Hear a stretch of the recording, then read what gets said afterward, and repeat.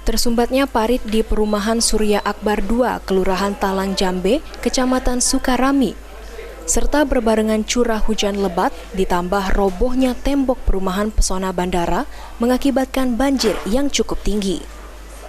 Warga perumahan Surya Akbar 2, Safawi Sofwan mengatakan, dengan kondisi tersebut sekitar 150 rumah warga di perumahan Surya Akbar 2 terendam banjir.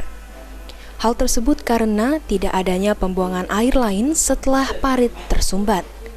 Akibat banjir ini, aktivitas warga menjadi terganggu dan hewan melata seperti ular juga kerap membuat warga semakin resah. Air itu harus koordinasi dengan antara lurah, camat, dan PJ wali kota ya saat ini.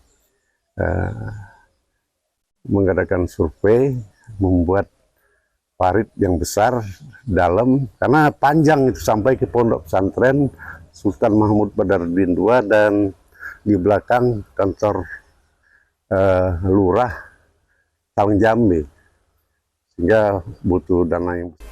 Dengan banjir yang diakibatkan parit tersumbat ini, warga berharap agar pemerintah setempat dapat segera melakukan langkah dengan melakukan pembersihan dan pelebaran parit sehingga warga perumahan Surya Akbar 2 tidak kebanjiran lagi. Hafidz Zainul, PAL TV.